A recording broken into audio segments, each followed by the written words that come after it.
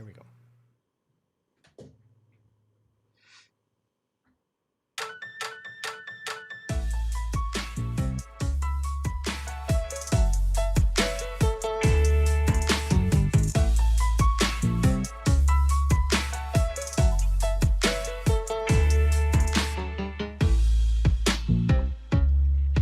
How are we doing tonight, Oilers fans? Jason Strudwick here. Welcome to another edition of Got Your Back. We are slowly crawling our way closer towards the start of the season. Yeah, that's right. Just a couple exhibition games left tonight.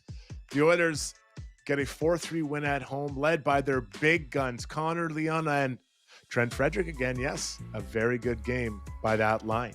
I'd like to welcome you inside the studio of Timber House, so you can see the work that we've done to make this look nice. And it's brought to you by Timber House Developments. Have you ever considered adding a garden suite or laneway home for aging parents or loved ones? The team at Timber House can design and build the perfect space for your property.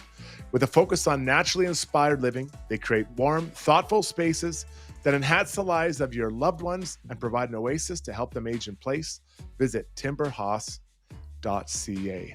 We've got the big crew coming in today. We've got myself, Rishaug joined us momentarily, and of course we've got Zuby as well, and Rob Brown will be there as well. Great to have you aboard today. We'll enjoy your comments as we work our way through the show and take you through all of our normal segments and some interesting facts that have happened in the year or of the weekend. Shogger, you were at the game tonight. Energy is good, but I'm supposing fans are looking forward to the regular season opening up in maybe 8 to 10 days or so. What is my math at? 10 days, I think? Oh, yeah.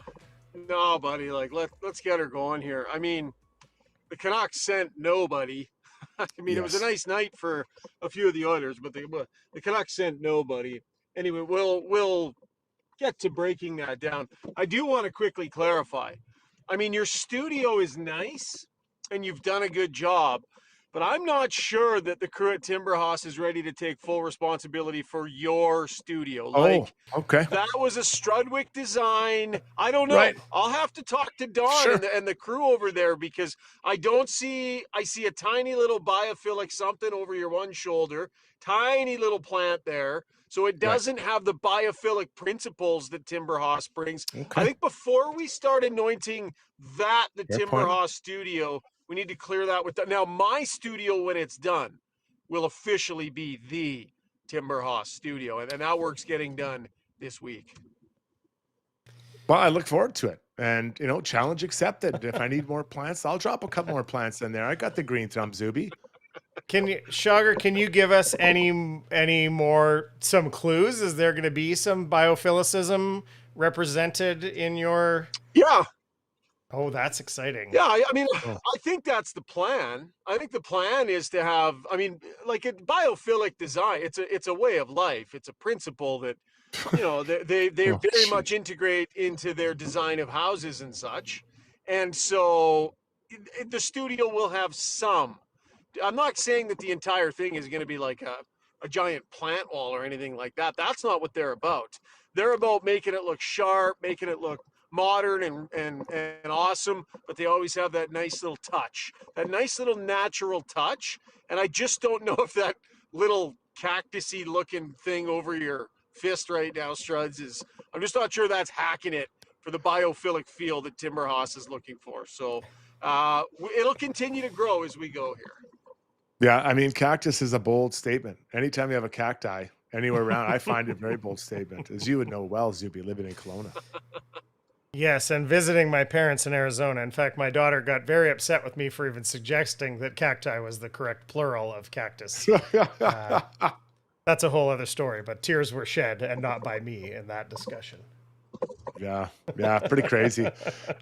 Before we get into all this, I just got to say it looks odd to see Adam Foote behind the bench of the Vancouver Canucks. Not that I don't think he's capable or whatever, but it just felt like that was Rick Tocchet's team. And man, when I think about how much that team has changed since the Oilers beat them in the playoffs a couple of years ago to today, just everything about it on the bench, on the ice, like it is pretty significant transition, Shoggy, that group has seen.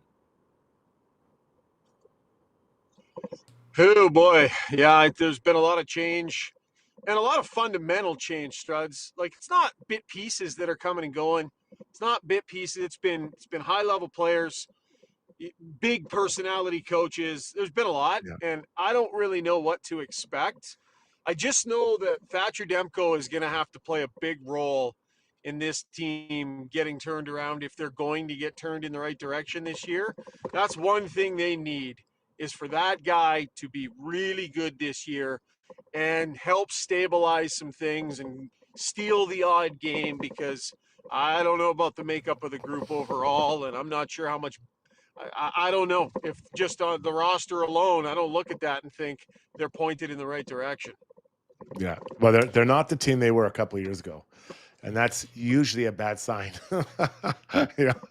So we'll see what happens, and good luck to Adam Foote and his coaching staff there. Former teammate of mine, Brett McLean.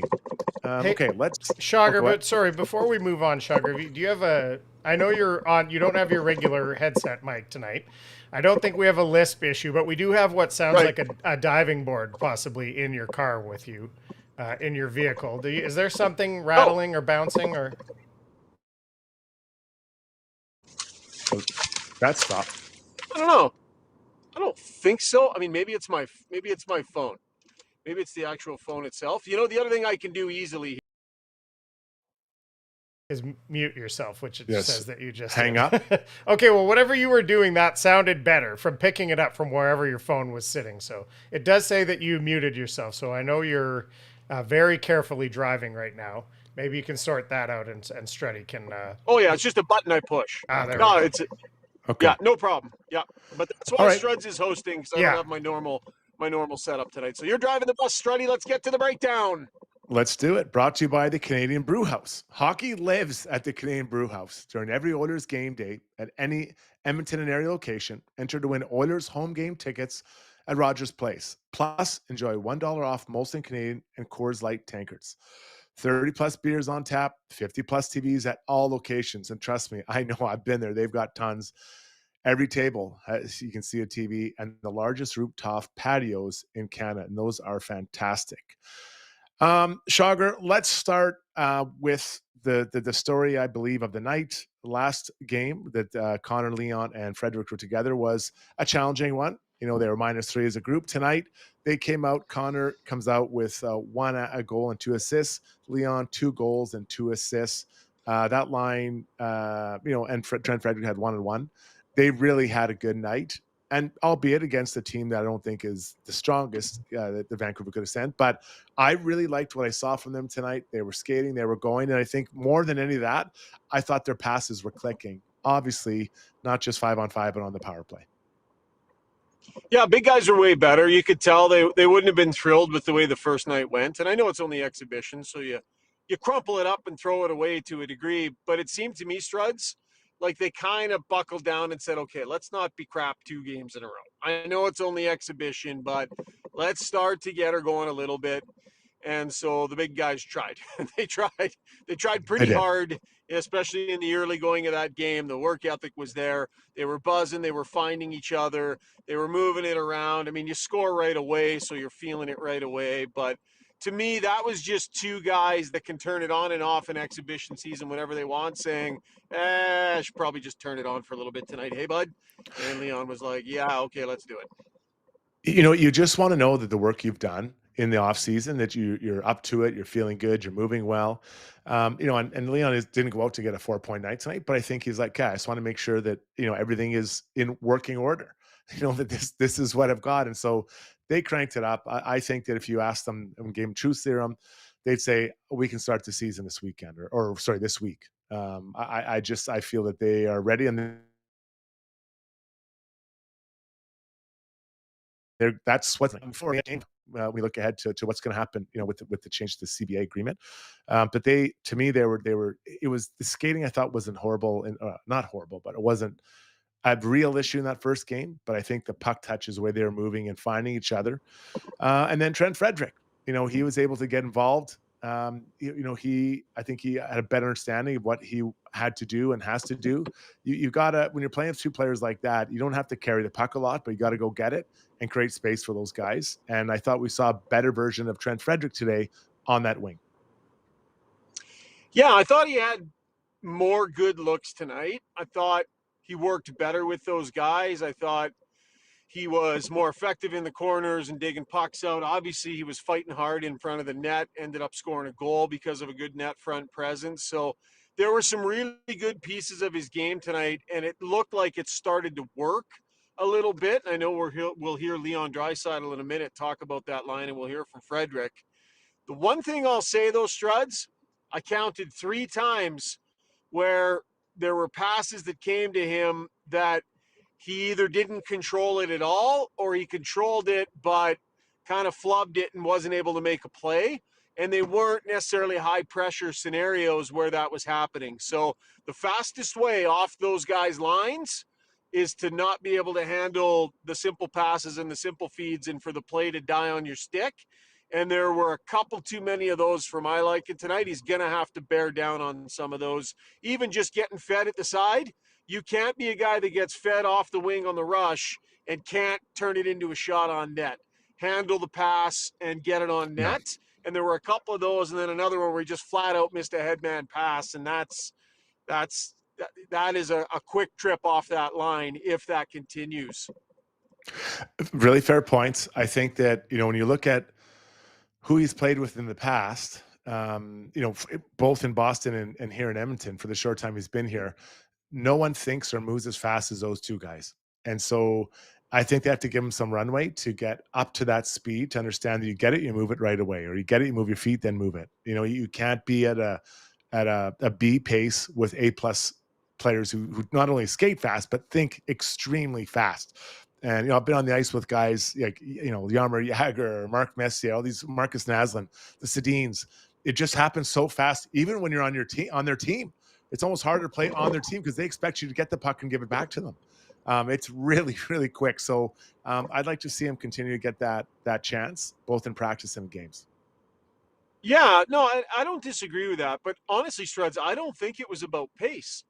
I just think it was about bearing down. Like, I thought Frederic's pace of play with those guys tonight was actually okay. I think every puck touch matters. When you're heading north towards the other team's net and you're playing on those guys' lines, every puck touch matters.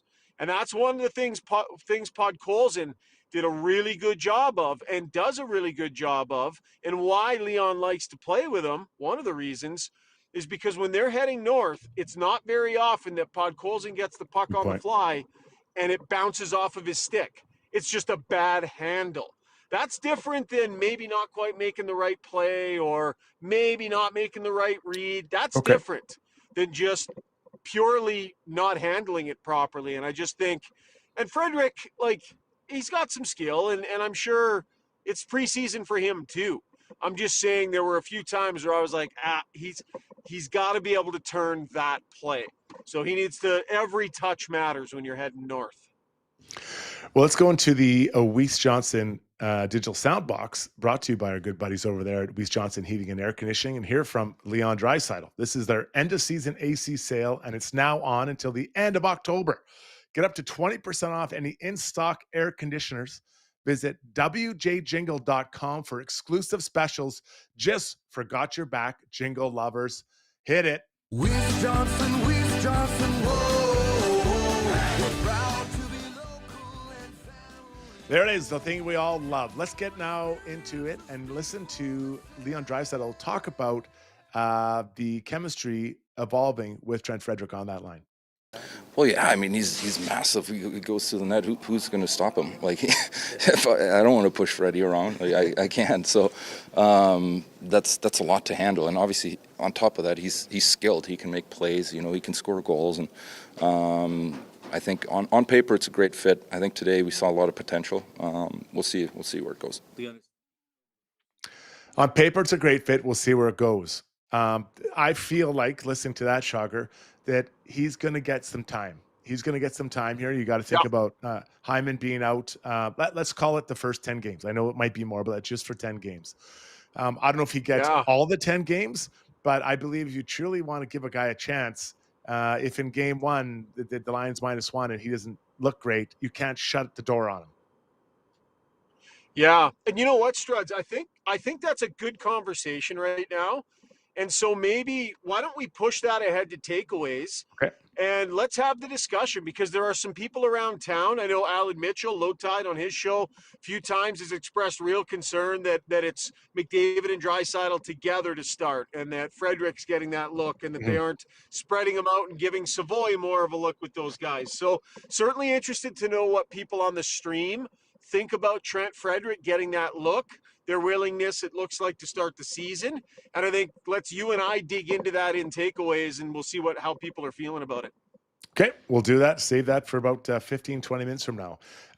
Let's start with a different guy than we did the other night. Let's talk with Ike Howard. Ike Howard came over in the big trade in the summer. A lot of excitement around this shooter. Tonight he was playing with Nuge and Mangiapane, a smallish line, but two obviously pretty skilled players he got to play with. Your thoughts on Ike Howard? I mean, he's not moving the needle in a way. I think he just needs to move the dial. I just don't know that he's getting enough of the good work done to make this obvious as to where he should be and where he should be starting. There's some good looks, and he does some good stuff in the offensive zone, and a few times off the rush, you're like, oh, there it is. He's got some speed, and then there's some other stuff. You know, on the forecheck on the half wall in the offensive zone, and he swings his stick and circles the wrong way. There's no puck battle to be found there.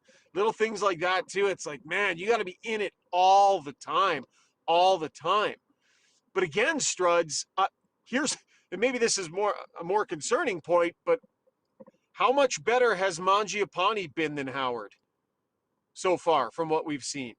You know what I mean? Like, it's not like other guys that are in and around that mix for those skill spots and stuff have been lighting it up either. I think we agree Savoy's been good, but like, how much has Mangiapane outplayed Howard? Not that he and that's fair, but you know what I'm saying. I do. So in a tie, the vet obviously gets the push, right? Mangiapane scored a goal. One of his most skilled goal, but a goal's a goal and gets you on the score sheet. So you know, they're in an interesting point here. They got to make sure they develop these players, but they also want to make sure they do right by them. So do you develop in the NHL or do you develop in the minors? Again, after watching tonight, I think there's a lot there, a lot of raw things you like about his game, but I think there's a difference between college and pro hockey, especially college and NHL hockey. I don't think he's right now ready to make that massive leap. Now, if you tell me he stays there for a month and, you know, kind of gets his beak wet and gets in a few games and then goes down, okay, I can live with that. But him being in and out of the lineup or playing small minutes this year, to me, isn't development for a young player. In the case of Mangiapane, I don't believe that he's showing what he is at his best. And I think that he is a guy that has to play with some edge, get in people's faces. And it's pretty rare for, you know, vets to do that in preseason. You know, it doesn't really happen. So I think we'll see that go. Now, maybe we'll see that more in one of the last two games as they get to play and they get into it. Maybe he'll have more of that in his game, but I'm going to reserve, you know, judgment on that part, thinking he should. And you're right. He's got another level. We haven't seen it, but I'll reserve that unless, you know, we're 10 games in. And I'm like, okay, you know, he's got a stat line of 1-1 and 4 penalty minutes. And we're he's got to find another gear, because last year, Skinner and Arvidsson never really got on track at all.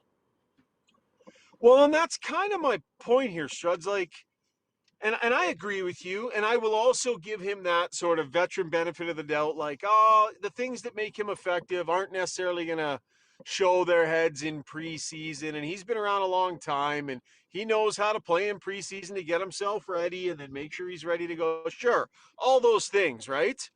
Well, look at his results last year. Or is he a player that's just on the decline? And I guess what I would say is that Connor and Leon decided, hey, probably time to step on it a little. I know it's only preseason, but we probably should. When is he going to? When is he going to make that decision and go, okay, because he's gotten into a lot more games. When is he going to go, all right, going to bring 90, 95% tonight? Because I'm not just going to wait for the regular season to show myself and everyone what I can do here. Like, he needs to get it going here in the next couple of games and not wait anymore to show that he could be a top 6 or 7 forward on this team. No more waiting. I get it's preseason, but it's time for him to go. I hear what you're saying, but I think what makes him go is different than Connor Leon. Connor Leon were, skating better, but moving and getting to offense. Mangiapane, when I see him at his best, he's throwing hits and he's being edgy and getting guys' faces. Like, you look at this lineup tonight, does he have to go after Marcus Peterson tonight or Kiefer Sherwood? Well, look, buddy, Kiefer Sherwood did not have a problem flipping his switch today. Like, Kiefer Sherwood brought it today. He said, okay, I know it's only preseason, but I'm going to have to do some of this and get myself ready to go. And he played that way for the first half of that game, right? So that guy did it. Yeah, no, and that's fair. But I think we're all have a little bit of PTSD from what we saw when we saw Skinner and Arvidsson coming, the excitement about them, and then whether it was the players or how they were used or whatever, it didn't quite amount to what people expected. So I think there is PTSD, but I'm not going to judge this player through the lens of those two and their experience here in Edmonton. Yeah, and honestly, I'm not doing that. I mean, regardless of what happened with Arvidsson and Skinner last year, I'm watching this player. I've watched him since he's gotten here, and it's okay. You have an opportunity to play a top 6 role with Leon Draisaitl or Connor McDavid, or there's a huge opportunity here. I guess you give him the benefit of the doubt that he'll get it going here, Struds. Just sure, we'll continue to give him that benefit of the doubt because we haven't really seen it yet. We haven't seen a game from him yet where you're like, okay, there it is. Yep, there it is. We haven't really seen that. Couple looks here and there, and I guess my point would be like, it's a new team, new situation. You want to bounce back, prove that last year was the one-off and that you're better than that. Like, what are you waiting for? Like, what are you pausing and waiting for? Chemistry is being formed right now. Line formations. Who are you with? How does it look? How does it feel? Like, at some point, step on the gas. Last word to you. Actually, Struds, I'll leave that with you. I'm going to run inside. You can run some Frederic sound and get to the other two elements, the pole and relentless, and I'll see you inside. Sounds good. Yeah, you know what? When it comes to Mangiapane, I am going to be patient, but being aware that we had two good vets come into Edmonton last year and weren't able to quite get what they needed, or couldn't find the comfort level or the trust of the coach, or whatever it was, it didn't work out. So is that a trend if Mangiapane is unable to do it as well? Something to keep an eye on, but I'm going to give it some time here. And you know what, Struddy, on that point, if I could just say quickly, I don't know how much this has been said, but of those 3 players, Mangiapane, Arvidsson, and Jeff Skinner, it doesn't feel like this would be the case, but Mangiapane scored the fewest goals of those 3 last season and played the most games. So I'm not sure what the expectation should be either. He's only scored over 20 goals one time in the year he scored 36. So I'm curious to see where he's going to fit and what he's going to contribute. Yeah, and I think he's got to be looking at this as a huge opportunity. So last year he had 14 goals, playing. He was playing further down the line, although Arvidsson and Skinner weren't exactly at the top 6 either. But I'm very interested to see how this plays out for him, because huge opportunity for a 29-year-old player who that's not very old, in the NHL at all. Okay, let's go back into the Weiss Johnson Heating and Air Conditioning digital sound box and hear from Trent Frederic on his experiences so far. No doubt. I mean, last game we were -3 together. I was definitely a little nervous today. You played the 2 best players in the world and you go -3. You get a second chance at it, you want to do well. And, there's definitely a little pressure in that, just like anyone. What does it say for the confidence of the coaching staff that they feel that you can play up there with those guys? I guess, what does that do for your confidence when they say you go play with the 2 best players in the world? Yeah, it's something, I haven't really done much in my career. This is the opportunity I've gotten. Last 2 games have been great, a lot of fun. But yeah, it gives you a lot of confidence. I think Naber's great at that. I think he's good at giving confidence throughout the lineup, no matter where you play. And that's a gift as a coach to do that. How much time? That was Trent Frederic. So we'll continue that conversation about Trent, the fact that he's playing beside Connor Leon in the next segment after the break. But let's get to now the Relentless Player, brought to you by UCAN Youth Services. Need reliable entry-level staff? UCAN trains Edmonton youth with the skills and confidence to show up ready to work and to grow with your team. Learn more and make a change today at youcan.ca. Again, that's youcan.ca. For a relentless player of the night, I'm going to go into a game that happened down in Chicago or with the Chicago Blackhawks and signed a massive deal this summer. Frank Nazar. A lot of people are like, who's Frank Nazar? Well, Frankie, he's going to try to live up to this contract. Obviously, the Blackhawks feel good about it. He had a hat trick, 2 goals, and then obviously an empty netter. Not obviously, but he got an empty netter. Zoobs. So a hat trick for Frank Nazar. I'm again, it's preseason, but I think that you want to be feeling like you can score heading into a debut of a big contract.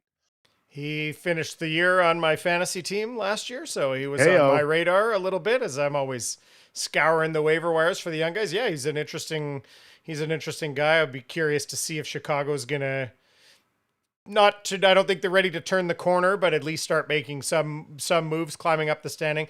I thought, Struddy, for relentless, you might be looking at a young New York Giants quarterback as your or a New York Giants defensive line that was wreaking havoc. Yeah, oh man, I don't even want to get too much into it, but the Giants, I think when they're at their best, their defense is ridiculous. And then they have a good running back. They've got a quarterback that can manage the game and make plays, but their defense is their hallmark. I really feel like we're getting there. And I'll say we because I love this team. But yeah, Jackson Dart didn't throw the ball a ton, but it's his first game against a 3-0 team, a really good Chargers team. Yeah. And I'm not gonna lie, I didn't expect to win. So here we are. We got to win. Those design runs for him, like it doesn't get much simpler in the playbook than that. But he's big and he's fast. I don't know. I'm not. I was just watching Red Zone, but I saw a lot of it, and they were a lot of fun to watch. What I saw, they were a lot of fun to watch today. Yeah, people will be excited, but I don't want him running too much. Like, I think of like when Danny Dimes would run, but not throw the ball. Ultimately, you still have to throw the ball, and so I'm not going to get too excited till I see him really kind of slinging around out there. He made some of those throws though on third down. He's not what's his name? DeVito. This guy, yeah. I mean, it's one game, but you can see that this isn't just like a fluke. He's like the raw stuff is there for this guy to be a star, I think.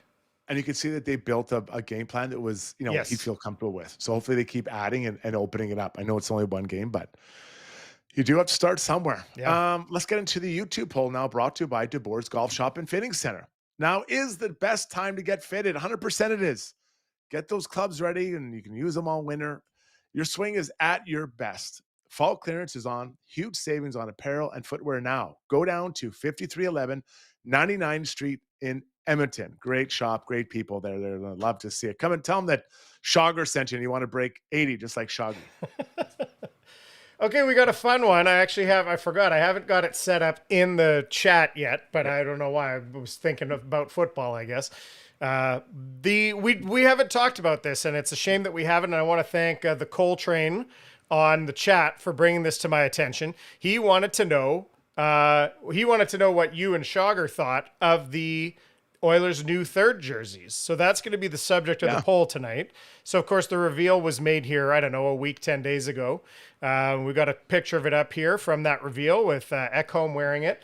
And these are your choices. These will be in the chat momentarily. The choices that you feel like these jerseys are A, a top cheese snipe, B, a greasy rebound tap in, 3, a preseason effort. Oh, I did AB3. Sorry. So let's say C, preseason effort, or D, they're a pizza up the middle.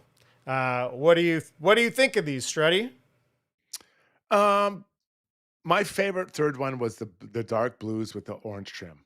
Me too. That's my favorite one I've ever seen the Oilers in. So this is okay.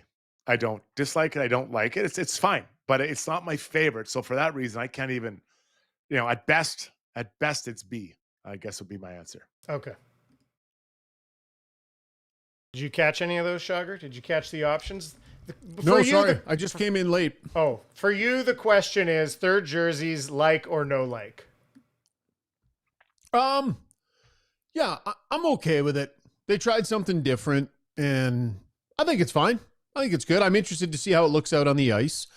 A little different when you see the players all skating around out there together in them. I don't love it. I don't dislike it. I think it's fine.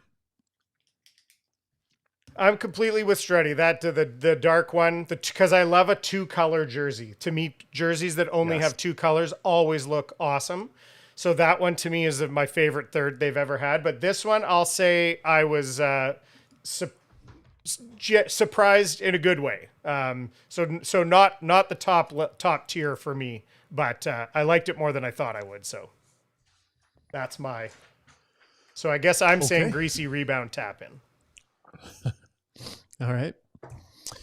Sounds good. Okay, that's it, right? We'll wrap the segment and we'll get to takeaways. Yep. Any idea on Brownie there, Zuby? Yeah, I guess we can figure that all he's out. ready. He said 5 minutes, so he'll probably be with us for all of takeaways.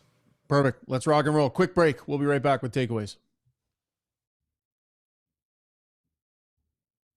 It's coming. I pressed it. Hello. Maybe I got to press it again. I did. Specializes in sewer line repair and replacement using advanced trenchless methods for fast, clean results. They provide detailed sewer assessments and scoping to identify problems before they become costly. Serving both residential and commercial properties, no job is too big or too small, and with over 40 years of experience, they've seen it all. Trust Mainline to keep your lines flowing smoothly.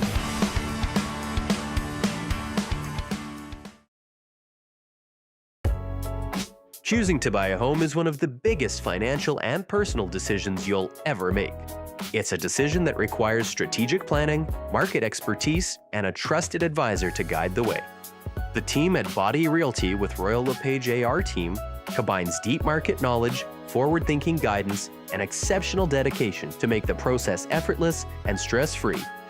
Where every client is treated like the only client, visit BaddyRealty.com, a real estate group like no other.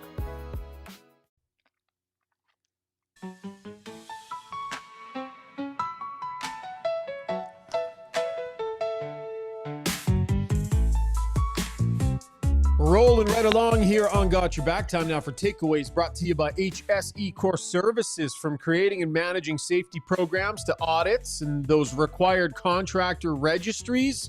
If you own a business, you know it's frustrating to work your way through it, so they can help you. HSE Core keeps your business compliance so that you can stay working. Visit www.hsecor.com for more information. Rob Brown checking in, wrapping up his post-game show over on 880 Ched. Brownie, what did you think of Leon Draisaitl's power play goal? Looked like a set play and a one-timer from a lot further out than Leon normally takes those one-timers. I thought it's funny. I got asked 3 times before the game tonight if I was worried about this power play. Did they have to improve? They have to tweak? I'm like, that's the one, to me, it's the one sure thing that the Oilers have this year. They're going to have success on their power play. They were going to have to tweak things this year simply because teams are taking away certain aspects of it. But the one thing that Connor and Leon are better at than any other duo in the National Hockey League is set plays off of face-offs. And that's exactly what we saw there. It was a set play. Like, if you think about it, 4 players touched the puck within 3 seconds, and the puck was in the back of the net. That's a one-timer that only he and Alex Ovechkin in the National Hockey League can shoot and score from there. But he put himself, if they're going to take away the down-low one-timer, come up a little bit higher. Not many can score from that distance, but Leon is one of the few that can.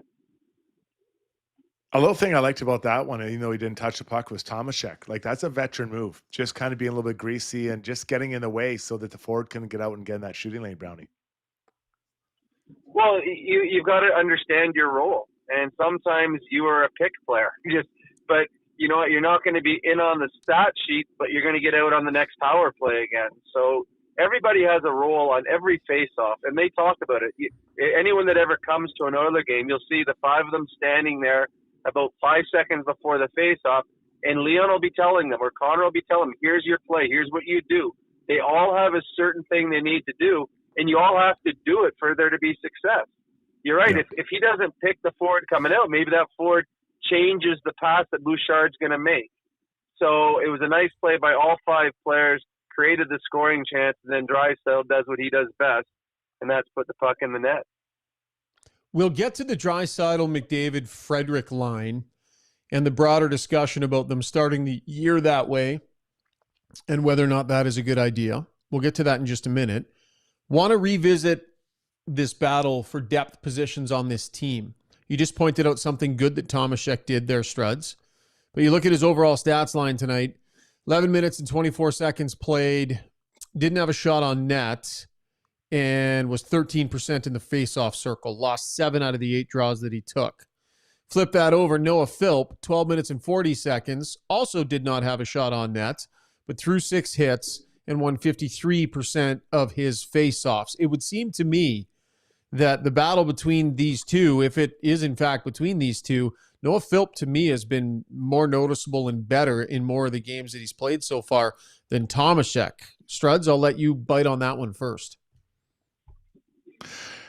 Sometimes it's unfair to look at stats, but I do believe that when you're a guy fighting for a center spot, and most likely in the bottom 6, you've got to have a good day in the faceoffs. And he was having a tough day in the faceoff. Tomaszek was. And when you compare him to the guy he's going against, Philp was above water and Tomaszek was pretty far below. We talked about it a little bit last time, and Brownie would be interested. I think he doesn't have massive amounts of speed, so he uses more his intelligence, like what we saw in that goal we just talked about, the power play goal, and kind of his size to kind of lean on guys. What I believe I'm worried that might happen is that as you move further into it, where you play more and more NHL players, the players you play against are bigger and they're stronger or as strong as you, and in most cases probably faster.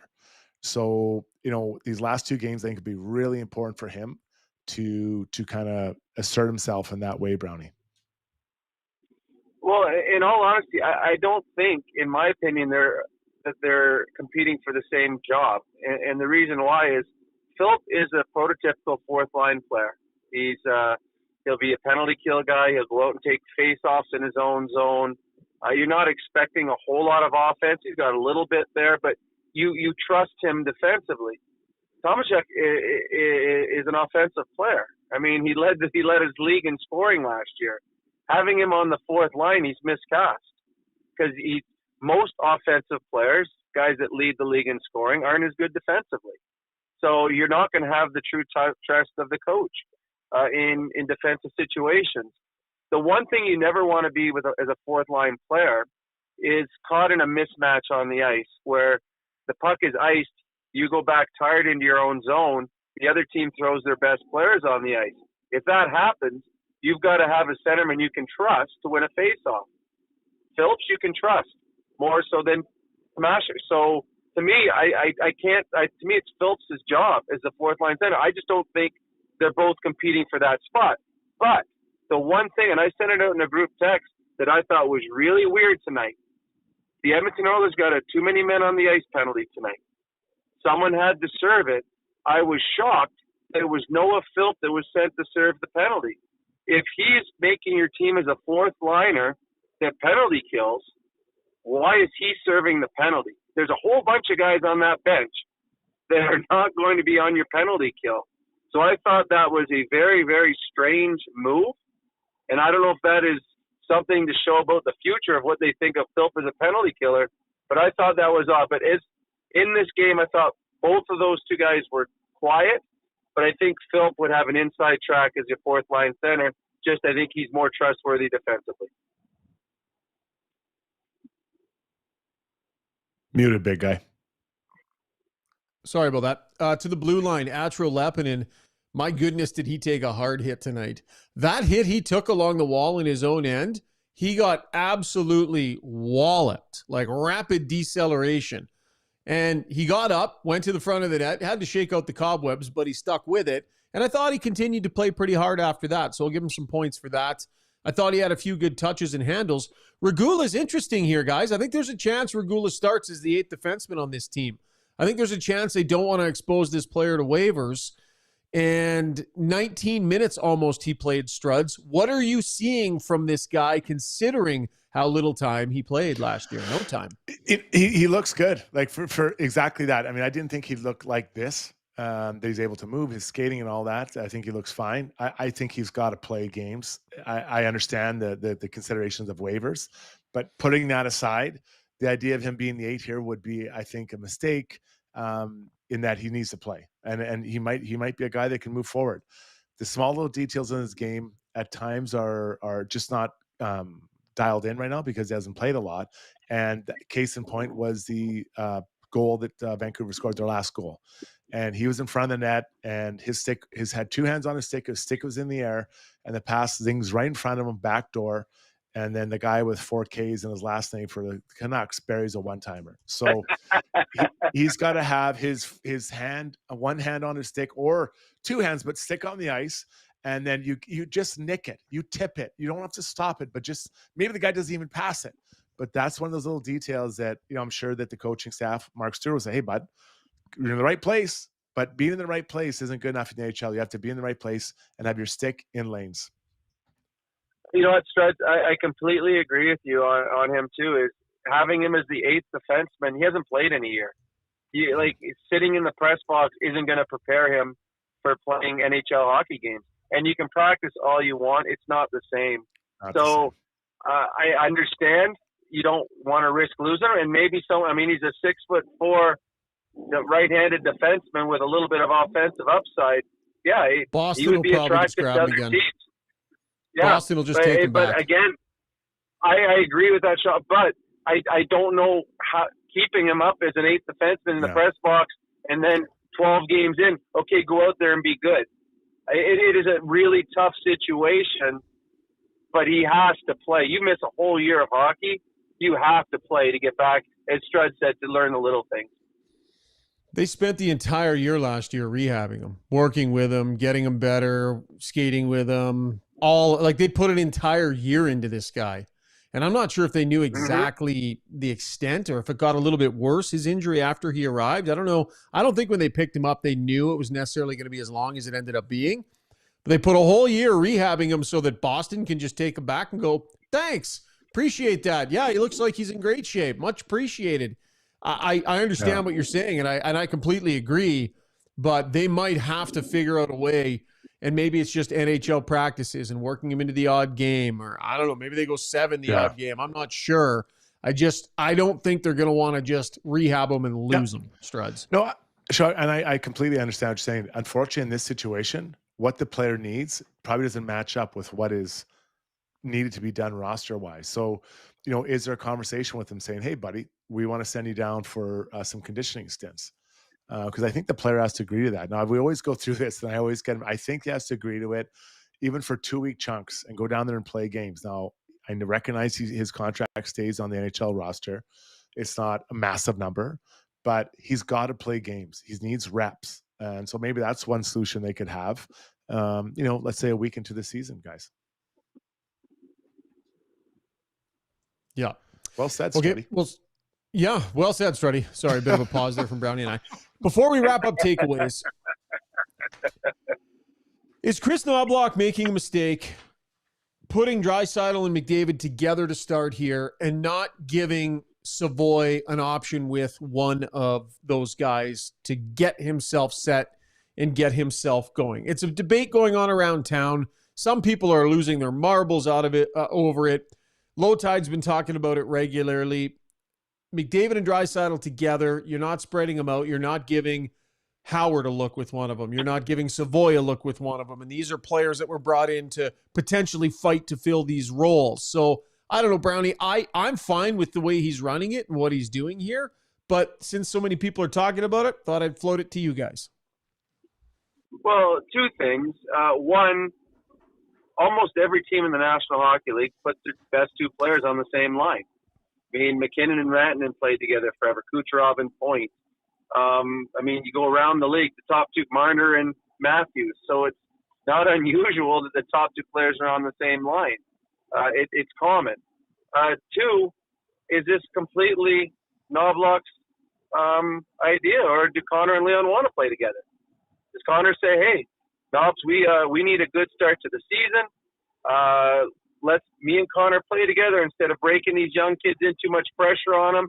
We'll go out there until Hyman gets back, and we'll play together. So maybe Connor and Leon want this to happen. I got no problem doing it. It's less stress on Howard and Savoy if they're playing with Nugent Hopkins or Henrique as opposed to playing with Connor and Leon. So I think just Connor and Leon want to start the season like this, and Knobloch says, yeah, sounds good to me. But I have no problem with it at all. Again, the best players in the league always play together. It's just in Edmonton, we always look back to Gretzky and Messier and think that's the only way to win a Stanley Cup. Well, you could also say Sidney Crosby and Malkin, right? They didn't play together. So I've got to be consistent here. Yeah, I'll be consistent here. I don't think they should be together. I think that they should be exploring new players to play with. Mangiapane, Eichauer maybe, but Savoy for sure. Trent Frederic, no problem. Then have them able to play with more than one. They could play with 4 different players. Both of them on different lines rather than just one, like we're seeing nightly right now. So I would not handle it this way. I don't believe that you can carry what you do in preseason into regular season. We've seen the Oilers have a tough, decent preseasons and only stumble out of the gates the last 2. So I don't think it really matters with that. So if you want to, you're dead set on game 1 of starting with them together. Okay. But those other games, let's mix and match. So yeah, development wise, I don't think you're helping the situation. And I think that we've heard, and I know, Brownie, you don't think this matters, and you've been clear about that, and I'm sure you feel the same way about it this year. But McDavid has talked about wanting to get out to a better start this year. He's not happy with the last 2 years, the way he's felt early in the season, the way the team has played early in the season, and they want to focus on a better start. And it would just seem they're erring on the side of something that they know, something they can depend on, rather than doing this experimenting early on in a season. I think another piece of this is that Savoy would be an obvious one to drop onto one of their lines, and it would seem that the head coach's strategy, Brownie, is to let Savoy get comfortable, taking care of the details in his game on a third line, and then working his way up to playing with one of those big guys instead of starting him there, and it just doesn't get traction and pressure's on, and they maybe lose 3 out of 5, and it's like now you're pulling them off that line and moving them around. So, Struds, I'll throw that at you. The idea that if they had those 2 on separate lines, Savoy would have to be on one of them. Yeah, and I get that. What you're saying is making sense, but I'm talking about regular preseason, put them there. And then when he comes to regular season, put them back together and move Savoy into a different line. At least one game, just let him feel that, because I bet you at some point this year, we'll see Savoy beside one of them, and he'll have not done it in preseason and or up to that point of the year. Brownie? In all honesty, I always think it is a little silly when we start talking about Oiler lines, because the Oilers no team in the NHL changes lines more often during a game than the Oilers. You can watch any other team, and they always play the same lines play together. The Oilers move their players around more than any other team. So Connor and Leon could start the season with Frederic, and then halfway through the second period, they're out there with Savoy, and they're split up. So I don't read too much into it. I think everything is completely different because they don't have Zach Hyman. If Zach Hyman is playing, he's playing with McDavid, and Leon is playing with someone else. I think the fact they don't have Hyman, I don't think that they feel right now they have enough depth on the wings to feel completely confident that these young kids can get it done. So instead of putting all that pressure on them, let's go this way until we get Hyman back and healthy, and then we'll start playing lines differently. But again, Connor and Leon are going to play together, and they're going to play a part in game 1. Game 1 of the season, they're going to play together, and they're also going to play a part, because that's the way Chris Knobloch coaches, and that's how every coach has coached Connor and Leon since they come together in this league. But I think they're trying to get away from it, Brownie, and I think they want to develop players that can play there more consistently. I think the reason that he moves things around so much is because they don't have enough top 6 players. I think he'd love nothing more than to be able to leave them on separate lines. So my point is if they're heading towards it, trying to be different, they want it to be different. They don't want to be having to play these guys together all the time. Is this the right way to go about that? And I think that it is. I think developing Savoy slowly so that when he lands in that top 6, he's better equipped to stay there. Yeah, but I still, again, do they not want to play them together? Because when they play together, they're really good. So, I mean, I got no. I just think it's game situational. that however the game's going, if we're on home ice, we're away. What's the other teams? They got a checking line? Do they have two sets of good defensemen, or they have one set of good defensemen? I think that they just read the situation, and every coach does it, and they just feel that sometimes we want them together, sometimes we want them apart. And to your point, though, they don't have enough top six forwards right now. With no Hyman, we don't know if Savoy's a top six forward. We don't know if Howard's a top six forward. We're still not sure Trent Frederic is top six. Mangiapane, he hasn't been top six in, 4 years, 5 years. So the one thing they do know, that Connor and Leon works. I believe that's why they're starting the season with those two, and they're going to allow those other players to find their feet in the National Hockey League before they put them into a pressure cooker. It's one thing, and I understand what Struds is saying about let them see what it's like to play with them in preseason. In preseason, if Savoy plays with McDavid, he's not playing against the other team's best defenseman or checking line. And if Howard plays with Leon, he's not doing it because, that was not a good team tonight that the Oilers played against. Yeah. And there's been 3 games this preseason where the other team has been minor league players. So they're still, even if they were to play with them in preseason, they're not really seeing what it's really like, because once they play the regular season, they are going to only see the best defensemen and the best forwards playing against them. Broad cross-section of comments coming in here on the Weiss Johnson YouTube chat. I think Savoy needs to learn to be effective without Dry or Davo, says Paulie. Starting over at 61, our good friend says, yep, a huge mistake, a one-line, one-dimensional offense. Canadian says, double-edged sword, in my opinion. You could argue he's sheltering Savoy because there'd be more pressure to produce with 97 and 29. Easy E says, stack the line to give time to other players. Knobloch has made that comment before. When they play together, it allows more lines to get in, more players in the bottom 6 to get into the game. And Ace 96 says Oilers don't have the depth to be a one-line team. It is our last resort, says Todd Peterson. It shall long be debated.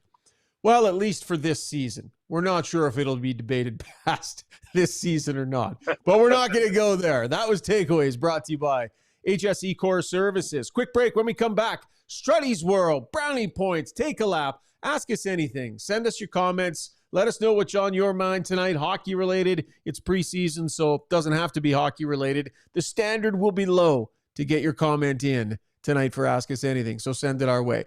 Right back. You're listening to Got Your Back, presented by Timber Hoss. Why would you? Nobody puts in wood windows or siding anymore, so why put in wood fences? Maintenance-free vinyl fence from DLR is backed by a lifetime warranty and will save you time. Weekends are for playing, not painting. Go vinyl at DLRvinylproducts.ca. For over 60 years, Belvedere Golf and Country Club has delivered a high-quality membership experience to Edmonton and area. And now it's even better. Drainage and irrigation improvements in 2024 have taken course conditions to a new level. This commitment to long-term sustainability means exceptional playing conditions all season long.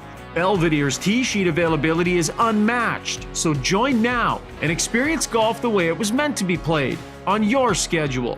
Visit BelvedereGCC.com today.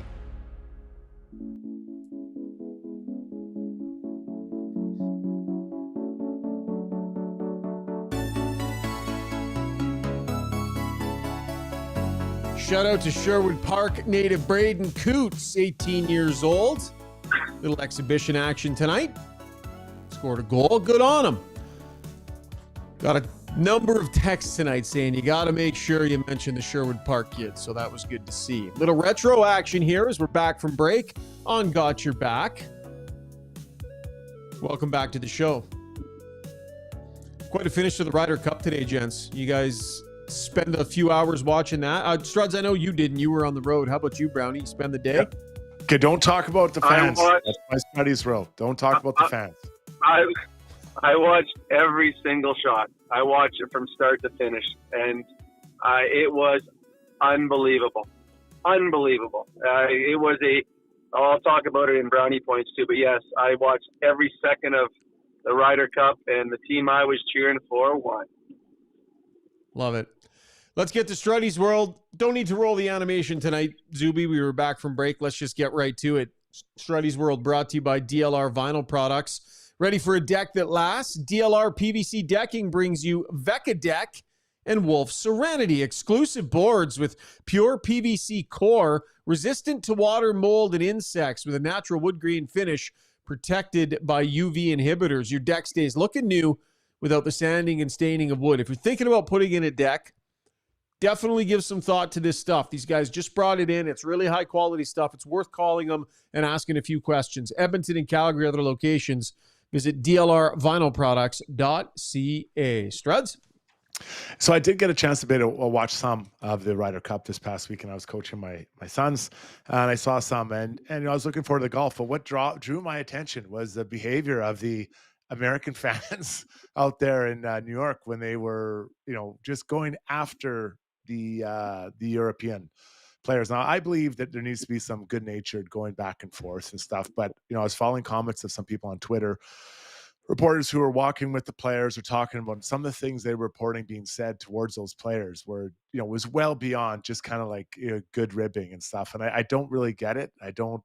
I may expect that from, a drunken moment at a, baseball game or whatever, but I don't expect that from golf fans. So it's kind of embarrassing in my point, and my feeling, boys, is it kind of tarnishes that event. Now the Europeans were able to pull it out, even though it wasn't that close to start, but Brownie, Shoggy, I just was really disappointed. And I'm really interested to see how the European fans react in 2 years when it goes back there. And if they decide we're going to get back, because European soccer fans are fairly emotional. And will some of them head to the golfing links to make that happen? Scotty, I agree. I was embarrassed. I really was for the way they acted.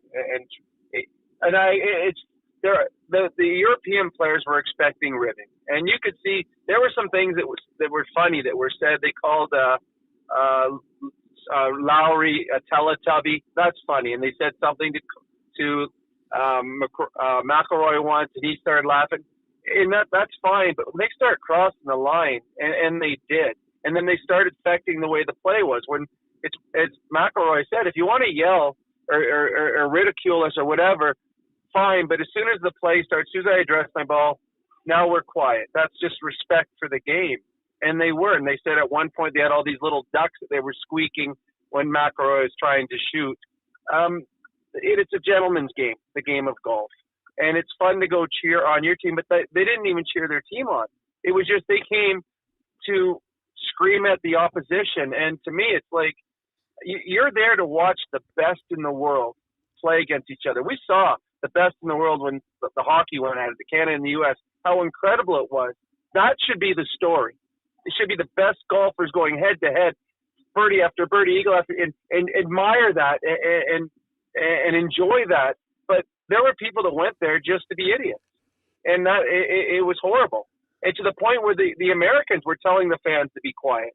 They're telling their own fans, enough, be quiet. So it's 100%. It was embarrassing. There should have been more things. They showed the video of McElroy's wife getting hit with a beer in the head.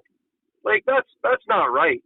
So I think there's got to be a better job by security, by police, whatever, to make sure that the drunken fools are nowhere near the Ryder Cup or any type of event like that again. Yeah, it was embarrassing. And I feel bad for the fan who just went there to do the right thing and watch a great event. And now they're never going to want to tell anyone, yeah, I was one of the ones in the crowd there. It was brutal. And I think that the question I have for you guys is, should the crowd be able to regulate itself? And what I mean is, security is going to be there. Police are going to be there. They'll kick out the obvious ones, but there's a lot going on. And should a crowd, Struds, be able to regulate itself? Because there are way more people there trying to do the right thing. And what does it say when a crowd can't regulate itself? Like they point out the guys that are causing trouble as a group and they get turfed out of there. Like they hold each other and like, cut it out, you donkey. Like, should the crowd not be able to regulate itself a little better than that? Yeah, and I think maybe what we'll see is some regulation of alcohol sales, right? I'm sure that helped fuel some of the juice that they were going for and trying to get going. But yeah, I mean, people get, you get caught up in that group mentality. And you think you're hidden by the crowd, and you can say and do things that maybe you wouldn't normally say if it was just you and that player. Well, for sure they wouldn't say it. In all my years, I've never had anyone say anything to me on the street that was close to what I'd hear when I was skating around the ice. Sometimes direct at me or at my teammate. So the mob mentality is definitely there. But I guess you can ask it, but I mean, you get caught up in it, Shoggy. Yeah. Well, and there's also a bit of a fear. You're a little scared though too. I mean, you got some of those, a group of 4 or 5 guys that are there to be jerks. Maybe they're bigger and they start acting like morons, and you're there with your wife. What are you going to say? I mean, now they turn towards you. Now they come after you. So I'm sure there is a bit of fear to call out that person, to tell them to be quiet. I don't know. To me, it calmed down a bit when all of a sudden they brought out 30 more cops to walk along beside McElroy. But this is the biggest golfing event in the world, and one of the biggest sporting events there is. There's no way that it should be played where the players that are the best in the world have to have extra security to make them feel safe. Like that, it took away from this incredible event. So to me, that's on the PGA or whoever runs it to have enough security and to have a way of, I don't know if you have drones there, if you have people in the crowd, to make sure that it does not get to the point that it got to, because it was awful. It was embarrassing, and that crowd embarrassed themselves. And the problem is, everyone's going to lump in all of the New York fans when it was maybe 1% or 2% or 3%, and they brought everyone else down with them. That was Struddy's World, brought to you by DLR Vinyl Products. Yeah, Davin asking, where was Nick Tarnasky? Just to have Nick Tarnasky following along Rory, taking care of business the whole way, just dummying guys into creeks and stuff like that. That was Struddy's World. Time to roll the happy music. Let's get to Brownie Points. That's brought to you by the Alberta Ram dealers. 2025 Ram 1500 is Motor Trend's Truck of the Year. Visit your Alberta Ram dealer to get into this award-winning truck at a competitive price. Capable, stylish, powerful. Yes, we're talking about Ram. Motor Trend's Truck of the Year. Brownie? Well, I'm going to start with 7 brownie points to the 2 superstars on the Edmonton Oilers, Connor McDavid and Leon Draisaitl, who tonight combined for 7 points. And then you wonder about the Oilers game tonight. Were they the better team, or did they just have the 2 better players? As Connor and Leon, they just toyed with a Canuck team that was littered with junior and American Hockey League players, but they did what they had to do. They were the stars on the ice tonight, and they were the reason the Oilers won this game. I got 10 brownie points to Trent Frederic, who had a second opportunity to play with 97 and 29 after a very, very quiet first game a few nights ago. Tonight, Frederic was good, and he and his line mates took full advantage of a weak Canucks lineup, and I think, and I'm pretty sure, he got himself another opportunity in the next game to play with the 2 superstars again. I got 12 brownie points to all the sports junkies who are out there tonight or today, who got treated to about 12 hours of incredible sport viewing today. We had the Ryder Cup, we had the Blue Jays, we had NFL football, and we got to finish it off with McDavid and Draisaitl and the Edmonton Oilers. It doesn't get much better than this if you're a sports fan. I got 14 brownie points to Team Europe's Shane Lowry, who made a 6-footer for birdie on the 18th hole to squash any hope of a USA comeback and secured the 14th point in the Ryder Cup. Yesterday, they interviewed Shane Lowry, talking about the fans and yelling and screaming at him, and he said, "Bring it on, I am made for this." Then he gets stuck with a 6-foot birdie putt to do it. All the pressure in the world on him, and he sank it right in the middle. And that big man, who they called a Teletubby, he had about 14 inches of leak into the air. He had good vertical on that one if he jumped up and down celebrating at Ryder Cup.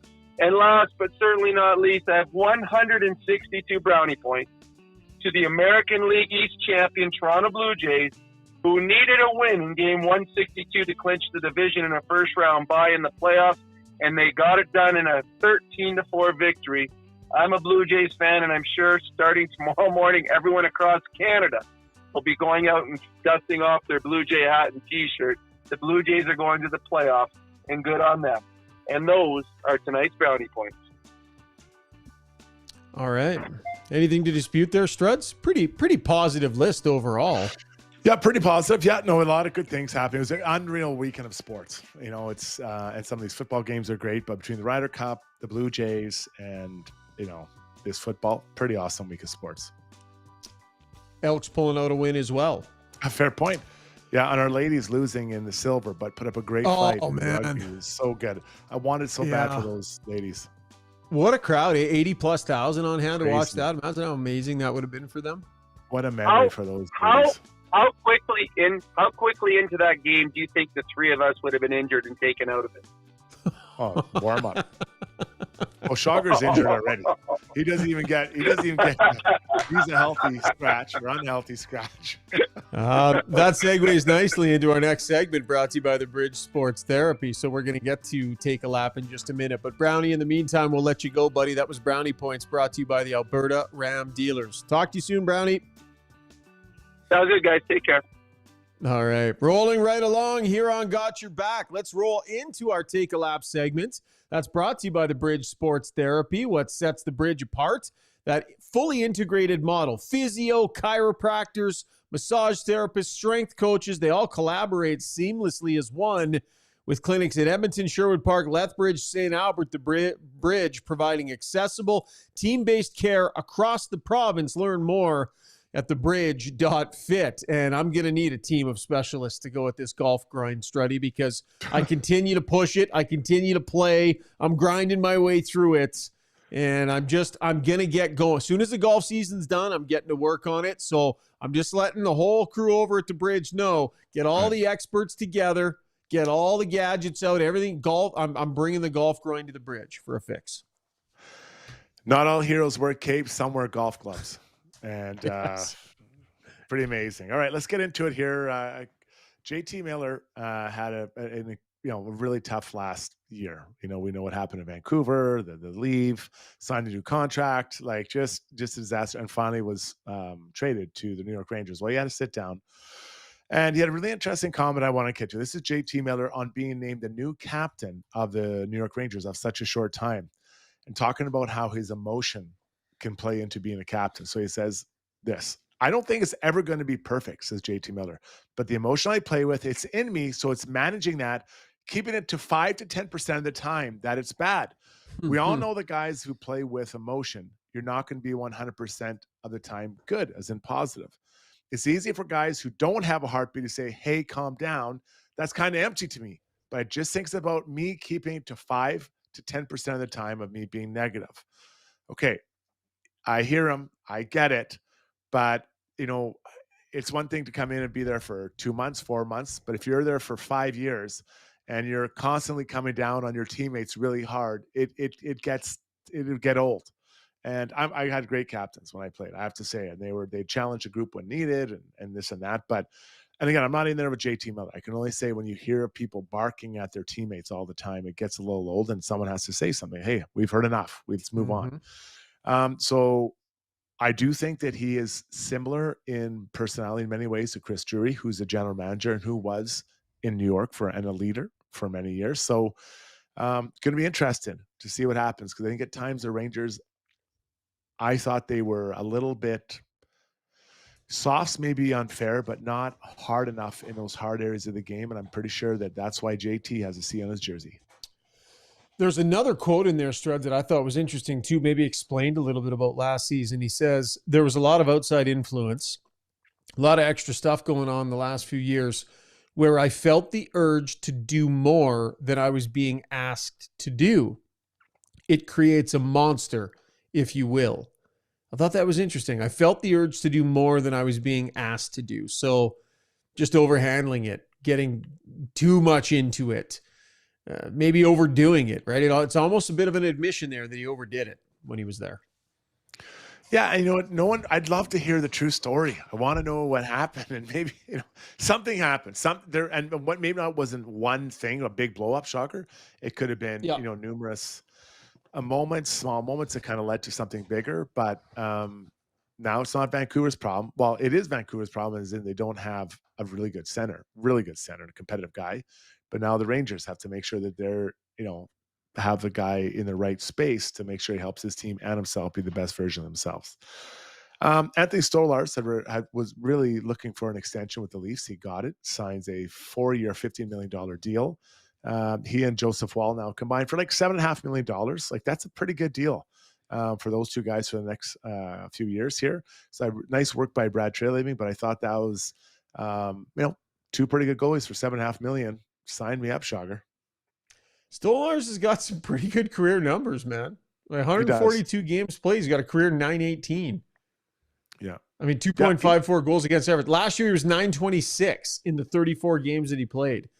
Good numbers. Like, if he can play more and keep his numbers anywhere near where they were last year at 31 years of age, I saw that number and I went, okay, I get it. They gave him the 4 years. So that's 4 years is a good chunk, but those are pretty good numbers he had last year.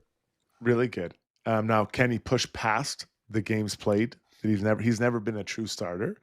And Joseph Wall is currently away from the Maple Leafs. I don't know why. It's a personal leave. We'll leave it at that. So, who knows how long that's going to be. And he's obviously working on something that's important to him. So, if he can go deeper and play more games, it's huge. But I think Joseph Wall, when he comes back, will probably be also fighting for numbers. So maybe it's a 50-50, let's assume, moving forward.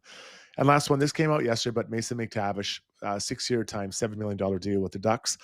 I actually thought this was light number, Shogger. I don't know that. Okay. Yeah. I just want to look at some other guys that maybe signed in and around that. But he's a good player, 52 points last year. I think that's his floor. Plays a pretty good hockey in different ways. And, maybe with Joe Quenneville, working with him, he can help him, unlock more of his game. Yeah, he grinds out there, right? Verbeek, I think, is known as a pretty hardcore grinder. Mm-hmm. Going toe-to-toe with Pat Morris is Mason McTavish's agent, who's also known for something similar there. Not surprising that the two sides butted quite a bit of heads before they were able to get that one done. He got on a plane and left, but he's back with the group now. An important season for him, potential breakthrough season for him here to push past. He's 22 goals last season, but I think he's got more than that in him, so it'll be interesting to see. Also should mention that, what do you think of that Cam Fowler deal, Struddy? Cam Fowler, yeah. No, I like, what is he? Is he 34? I think it's 33, 34. I saw this one last night. 30, I'll just check here. I think he was a little bit younger than that. Is it okay? I thought, and the money's around $4 million a year or something. I think, or no, is it higher than that? Sorry, I looked at it quickly. I think he was 6, wasn't he?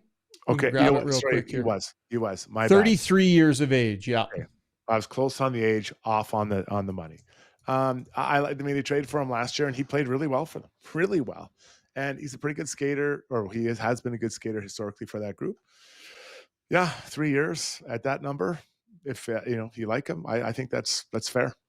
6.1 million. Stoff was talking a little bit on the broadcast tonight about the Ekholm deal. I'm wondering how the Ekholm deal looks in reference to this. Ekholm's older, Fowler at 6.1 million, or even the Wallman deal, right? How does this potentially affect? Wallman's quite a bit younger, so I would expect Wallman to be 5 and change to 6. I think he would be in that range, maybe even on a longer term deal. So we'll see. We'll see where the two Oiler defensemen come in and if and when those get done. That was Take a Lap, brought to you by good friends over at the Bridge Sports Therapy. One more break here real quick. When we come back, ask us anything. Send your comments in on the Weiss Johnson YouTube chat. Struddy and I will get to them. Our play of the day as well. You got her dialed in to Got Your Back, presented by Timber House Developments. So at Timber House, our guiding philosophy is naturally inspired living. We believe that through design, we can solve problems and enhance people's lives. We follow biophilic design principles in all of our builds to incorporate natural materials, natural light, to enhance all the spaces in a home. When you have your space perfectly reflect who you are and what you value, and it's made well, we think that that just leads to better living.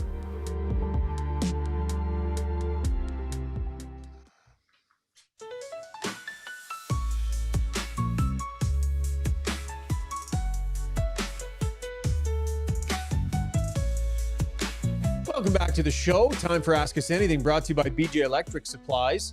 They were founded back in 1976. They are a full-line distributor providing quality wholesale electrical products for use in industrial, commercial, and residential settings as well. Proudly owned and operated in Edmonton. Visit bjelectric.ca. Zuby, hop on in, buddy. Let's wrap up that DeBoer's Golf Shop and Fitting Center YouTube poll. How did it go? How are people liking the Oilers' new third threads? Yes, let's. Well, it's leaning towards the positive. What are your thoughts on the Oilers' new third jersey? The second choice was greasy rebound tap in. That was 35%. Preseason effort. That was the third choice. That was 28%. Top cheese snipe. That was our best option. That was 22%. And pizza up the middle, which was the worst. 15%. Over 200 votes on the poll tonight. My mom just messaged me. She said, I don't know what those choices mean. So, Mom, you'll just have to look at them again. It's too late now. And also, we should update that Steve had that excellent poll question on the last show and didn't do the results. So we forgot? Yeah. I did. So I managed to grab because I was texting him. I put it in the chat and then I'm texting Steve. I'm like, don't forget the poll. This was your big moment to shine, this poll question that he totally came up with. And everyone's like, wow, what a great poll question. Anyway, he had said, who do we think takes the 5th spot on the power play to start the regular season? And that was Trent Frederic won that at 40% of the vote, but Savoy right behind him at 37%. Kapanen 17% and Nurse 6%. So that's 2 for the price of 1 on the poll results tonight. Absolutely love it. By the way, Calvin Best chimes in and says, my wife just asked, where's the Weiss Johnson, whoa jingle? I guess she must have missed it. Look, we love it when husbands and wives watch and listen to the show together at the same time. So in support of that concept, I'm going to go ahead and play this for Mrs. Bess. So here is the Weiss Johnson, WJJingle.com for a second time tonight as we get to the Weiss Johnson YouTube chat. Weiss Johnson, whoa. Ask and ye shall receive. Zuby, what do we got, buddy? Okay, Mars Boy came in late here with this one, and I think this is an interesting place to go. He said, do you expect big changes on the D with Stewart at the helm? Or maybe not, do you expect big changes? What changes might you expect with him being the head of the defensive core? Stability. I think there'll be more stability as far as people who they play with. And I think that's why I hate to circle back to it, but, you know, Regula, being the 8th defenseman, I just have a hard time seeing him getting in there. They're going to rotate 3 different players through that spot, you know, all the time. And I agree. I know what you're saying, and I don't want to even get into the discussion about the waiver wire, but that's just when I think about that situation. I mean, if Kulak's indeed the third pairing, does he want to have 3 different partners? You know, so basically every third game you have a new partner, or every game you have a new partner. So I think stability is something they're looking for, and that the group will get. Yeah, I would agree with that. More consistent pairings and such. Sometimes rosters, waivers, salary cap, sometimes those situations in the first month of a season can shoehorn you into an uncomfortable spot. Asset management. This organization, like if Alec Regula can be an NHL defenseman and a serviceable NHL defenseman who moves the way he does at that size, the Oilers need to be the ones that figure that out, Struds. They need to be. Yeah. And that'll be uncomfortable 100%. For Stewart. That'll be uncomfortable, but they might have to figure out a way to make that work. But I agree with you. Stability will be big. Yeah. Okay, Canadian wants to know, how concerning is it, or should it be, that a team with Stanley Cup hopes has this many unproven, inexperienced players? Howard, Savoy, Philp, Tomashik, among others. That's a third of the forward group there. Sugar, you're not a fan, but if you were a fan, is that concerning for the place in the league pecking order that the Oilers find themselves in? I mean, I think the Oilers are still going to be an upper echelon team. I think they got a chance to win the West. If Stuart Skinner has some improvement this year, I think the D is going to be really good. And I think that with McDavid and Draisaitl and Ryan Nugent-Hopkins and Zach Hyman when he's back, and I think Mangiapane, the end of the day will be probably as good or better than the other guys they picked up. Yes, there's a question mark with Savoy and some questions, but we were talking about guys that are battling for like the 12th and 13th forward spot. Like 3 of those guys were on that list. So I think that's fine, Struds. I think there are a lot of established players. Like, people are forgetting about Kapanen's experience, Janmark's experience. Henrique's been around a long time. So I think people are maybe losing sight of that a little bit in all these new names. Yeah, really well said. And you know, this is a line I'd like to see, but I probably won't. In preseason, Frederic, center, Mangiapane, and Savoy. I'd like to see that. I just feel that's one I'd like to see. Some guys that really hustle and all, some speed on the other side. I'd like to see that. Probably won't, but to answer the question now that you asked, Subi, I think that the D I'm expecting is going to be top notch. I think the goaltenders will deliver. And so that means that they'll be trading for a forward. So right now they don't have Hyman in the lineup, and they don't have the to be determined forward. There will also be a top 6 in 5 months, whatever the trade deadline is. All right, my old friend Neil Garrity that I worked with at West End Earls back in the day said, Shogger, tuning in from Canmore with my dad tonight. How about a shout out to Lori? He also just mentioned that we better do it soon because Lori's going to fall asleep. So if we want to, I'll say hi to Neil Garrity's dad. Lori, how you doing? Neil is a regular and appreciated contributor on the show. Glad that you're falling asleep to us. I fell asleep to John Short every night of my childhood when I lived here in Edmonton. So, Lori, happy we can be the ones that help you nod off into that happy place. That was lovely. I've got some good non-hockey ones here, so I'm gonna mix them in. Blommer knows how to get a question on the air when Zuby's running the show. Usually it's about some movie references or something, but in this instance, he wants to know, as we head into October, what's the best Halloween candy the boys would steal from their kids? What are you taking out of your kids' bag while they're asleep on Halloween night? What's the number one choice, Shogger? I know your kids are beyond trick or treating now, but back in the day, Crispy Crunch minis, the Crispy Crunch minis. There's something about the size of the mini Crispy Crunch. It's perfect. And the texture of it is next level.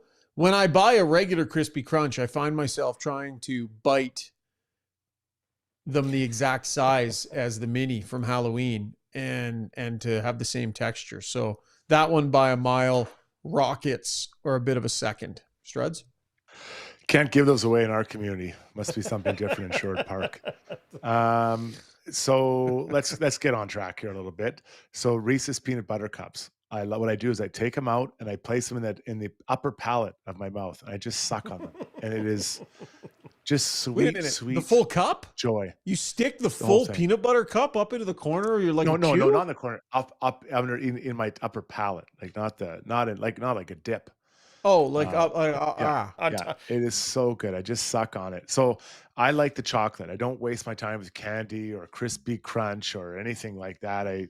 Caramel bars, I just take those, throw them outside. I just waste the time. Zuby? Well, you're wrong about caramel bars, but you're dead right about Reese's peanut butter cups. The problem is because of allergy sensitivities, they are getting rarer and rarer, I find, out there. Which is unfortunate, but we got to take care of the kids. Blommer coming back over the top of which, Shogger, when you said crispy crunch, he goes, first of all, he says, nobody likes those. Then he says, those are bait for carp. I agree. All right. Well said. That's enough of Blommer tonight. His team lost. He's on mute for the rest of the show, Zuby. Obifawan had this idea, which I think is interesting. He says going down to 4 preseason games next year, NHL should have a legit tournament for rookies in late August, early September to give the young guys a chance to show off, market it, and make some money so the cap goes up. Staying away from that, is there going to be other opportunities for the rookies to compete against each other, Shogger? They'll go back to the rookie tournaments that we saw in previous years. They'll have to. Because Struds, they're not going to have as many guys in training camp with 4 exhibition games. They're not going to have 2 full teams. They're going to whittle it way down. The number of guys from rookie camp that make their way through to the main camp is going to go down. So they're going to have to do a more fulsome rookie tournament, would be my guess, Struds, like they were before, like the one in Penticton in Kelowna. Yeah, and I've said it before, and I'll state it again. I do think playing against NHL players makes a big difference. You have to see what you have to get to. And so I think this will impact younger players and their ability to, understand what I have to get to. So I'm disappointed for them. All right, here's a good one from Penner's Pancakes. He says, what are all of your picks for one dark horse breakout this season? I'm going with Wallman. Who do you think, who's got a chance to be a big surpriser? What's your gut feeling of somebody who might break out, Struddy? Well, obviously front runner right now because where he's playing is Trent Frederic, so for him to get to 20 goals is a pretty breakout opportunity, and he's getting the chance right now. So if he starts out well, probably wouldn't finish the year there because of Hyman coming back, but he will get more offensive opportunities. So I'm going to go for Trent Frederic. Wonder if Jake Wallman can force his way into more opportunity and more offense and more. Wonder if Jake Wallman will end up being more than just a really good pickup at trade deadline. That's, I don't know. Maybe he'll do more than people are expecting out of him right now. I would say because he's gonna have tons of opportunity, and might be some untapped something in that guy's game that comes out over the course of 82 games of spending time with Leon and Connor on the ice at certain points. All right, a couple of people asking for some clarification of how you guys are feeling kind of slotting players versus others right now. Mars Boy asking, so Regula over Lepinen. Now, they're a right shot and a left shot, so maybe not a direct comparison, but is that kind of where you're sitting on things, Shogger? Yeah, but I think part of that situational just with waivers and with, they're different types of, they're kind of different type of defensemen too. So I would say at this moment, yes, Struds. Yeah, really well said. I think that they're totally different. You're not bringing one up for the same, they're not competing with each other because when you get to that 5th, 6th spot, 7th, you're maybe looking for specialists, and they're opposite in what they are for specialists. Yeah. I'd be floored if Lepinen isn't in the minors playing. Okay, this one actually came from Just Steve a couple shows ago, and I didn't get to squeeze it in, and I've probably even asked this one before, but I like to go back to this kind of stuff. Just Steve wants to know, what's your guys' favorite 80s movie? Struddy? Oh, man, that's like asking me my favorite kid. And probably we had Fletch. Oh, I think wow. Did Fletch come on the 80s? Let me Yes. see. I better be, I think. I think it was the first one was 80 or 81. Yeah, 80. Yeah, 85. Oh, Fletch. 85. I think he said comedy, right? Or no, he didn't. 80s say movie, 80s. Oh yeah, I'll go with that. Probably, yeah. Just checking the year on this one, but I'm pretty sure. Oh, 1990. Damn, I would have said this one for sure. Hunt for Red October. Love it. Every time it's on TV, I watch it. Well I'll said. default back to Stand By Me and or Top Gun, I would say. Okay. Yeah, Top Gun came to mind for me. Another great Tom Cruise one is, Cocktail. To me, Cocktail's in the so bad it's good category. I love that. And more of like classic 80s too is Better Off Dead with John Cusack. That's like that's fabulous. And some great mentions on the stream here. Karate Kid, Big Trouble in Little China is hilarious. Planes, Trains, and Automobiles, excellent. Back to the Future, hard to leave that off of any 80s list.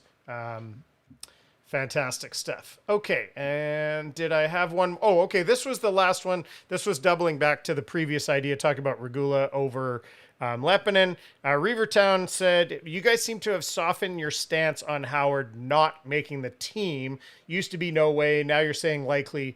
Do I have that right? Or is that simply situational because of Zach Hyman? Can you clarify that for Reavertown, Shogger? Yeah, I would say it's situational based on Zach Hyman and Podkolzin a little bit right now. Let's see what sort of timeline Vasily Podkolzin is on. That's tough when you have to go all the way back to a different country to deal with all the things that he's dealing with right now. Not sure what the timeline is going to be. But I would say that all things being equal, I think maybe he gets a little bit of a look at the start. The other thing to remember is the Oilers, Struddy, aren't going to be trying to accrue cap space in the same way that they have been in previous years. Right? They're going to want to accrue some, but you're not going to see them go short on their roster in this desperate bid to build up as much cap space as they can for the trade deadline, because your playoff lineup has to be cap compliant. So you could build up enough cap space by going short on your roster to bring in a $7 million player at the deadline, and then you can't play everybody in the playoffs because it's not cap compliant. So the sprint to save cap space is going to be a little different, so the roster could be a little fuller. Just to clarify, Coach Knobloch did talk about, he was asked about him, Podkolzin, and said he'll be back Wednesday, I think. Wednesday this week he's coming back. Sorry if I missed that. You were missed it. Thanks for that. I think you were meeting with TSN there. So, yeah, he is. He's going to be back Wednesday, and he thinks maybe he'll play Saturday. I think, or Friday. Would they play Friday? Friday or Saturday, whatever. They'll play the last game. So that's him on that one. Thanks for the update. My bad. Yeah, Ike Howard. I mean, your point's well made, Shug. I mean, he's gonna. I think he'll get games this year in the NHL.